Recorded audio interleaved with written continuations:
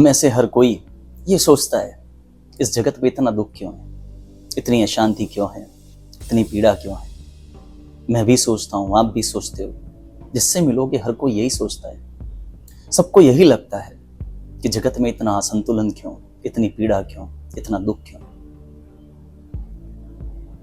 एक बार एक राजा था, महावैभवशाली सम्राट। उसकी वैभव की कोई ओर न कोई छोर थी। इतनी अकूत संपत्ति, सुख सुविधाएं, सब कुछ। एक बार उस राजा को दूर देश में किसी हीरे के बारे में जानकारी मिली कि कोई हीरा है, कोई नगीना है।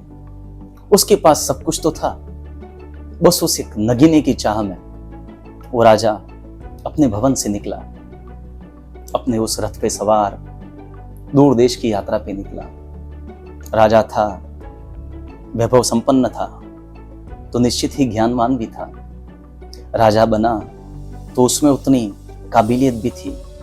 वो जब भी अपने किसी कर्म को करता था, पूर्ण निष्ठा से, पूर्ण समर्पण से, जब तक कि कुछ इच्छित वस्तु की प्राप्ति न हो जाए। वो यात्रा करते हुए निकला, दूर दराज के देशों की तरफ जब बढ़ता गया। बढ़ते बढ़ते बढ़ते बढ़ते एक समय आने लगा, क्योंकि वो उस शिद्दत से लगा था कि वो भूल ही गया कि वो कौन है। रथ का पहिया टूटा, रथ छूटा, पर उसका लक्ष्य न छूटा। वो अपने लक्ष्य की तरफ बढ़ता ही रहा।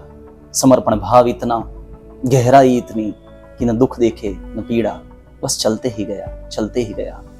जब सब कुछ छूट ही चुका था, वस्त्र कुछ फट ही चुके थे, और उस वक्त में वो अपने आप को भूल चुका था कि वो कौन है। वो अपने महल को भूल चुका था, अपने वैभव को भूल चुका था, अपने सम्राट होने को भूल चुका था। हर चीज को भूल के वो मात्र उस एक हीरे, उस नगीने की तलाश में आगे बढ़ता ही रहा, बढ़ता ही रहा, बढ़ता ही रहा। जब वो वहां बढ़ा, अंत में उसने उस नगीने को कुछ करके पा भी लिया। वो नगीना उसे मिला। अब वो उस नगीने को लौटकर वापस अपने महल की तरफ बढ़ने लगा। भूल ही चुका था पहले तो रास्ता, पता ही न था। वर्षों तो पहले वहीं भटका, फिर कोई इसे मिला। किसी ने उसे जाना कि ये तो सम्राट लगते हैं, महासम्राट लगते हैं। उन्होंने उसे बताया, राह बताई, किस राह से वो आया था, देश बताया, किस देश का वो निवासी है, जगह बताई, वो कहां से आए थे। और उस व्यक्ति के मार्गदर्शन में वो वापस पुनः अपने भवन की तरफ लौटा, अपने महल में पहुंचा। और जब वो अपने महल में जाके बैठा, वहीं अपने सिंहासन पर, तब उसे अनुभूति हुई कि वो क्या कर रहा था। जो उसे इतना दुख प्रतीत हो रहा था, क्या वास्तव में वो इतना दुख था। उस नगीने को अपने उन बाकी नगीनों के साथ जब रखा, तो उसे उस नगीने की कुछ कीमत भी न मालूम हुई। छोटा सा नगीना था, कुछ न था, पर फिर भी उसके लिए वो अपने सम्राट होने को भूल चुका था। भिक्षा मांगने को मजबूर हो चुका था।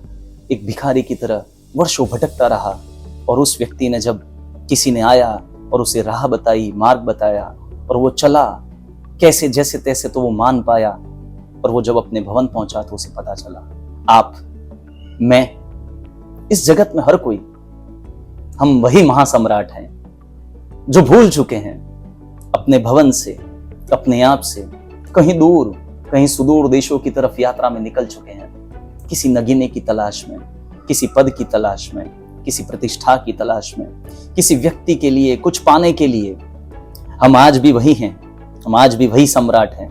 बस हम इतनी शिद्दत से इतने गुणवान हैं कि जब हम उसमें घुसे, जब हम उसके पीछे लगे, तो हम अपनी सत्ता को, अपनी संपत्ति को, अपनी वैभवशालीता को, सबको भूल चुके हैं। यही, और जो व्यक्ति उन्हें मिला, जिसके मार्गदर्शन से वापस भवन पहुंचा, उसी को हम कहते हैं गुरु।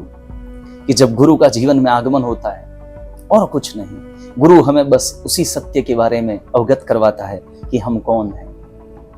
इस जगत में दुख कुछ है नहीं, ये बस एक भासमान होता है, क्योंकि हम स्वयं को ही भूल चुके हैं।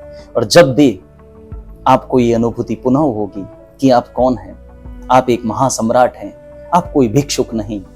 तो आप पुनः अपने में स्थिर हो जाएंगे। और जो सुदूर देशों की मैंने बात की, बस वो अपने से दूर जाने की ही एक वृत्ति है। जैसे ही वो छूटेगी, जैसे ही अंतर यात्रा शुरू होगी, हम उस महासम्राट की तरफ पुनः पहुंच जाएंगे। मैं भी एक महासम्राट हूँ, आप भी एक महासम्राट हैं, बस हम उसे भूल चुके हैं और उसकी याद आनी बाकी है। बस यही कारण है, दुख कुछ नहीं।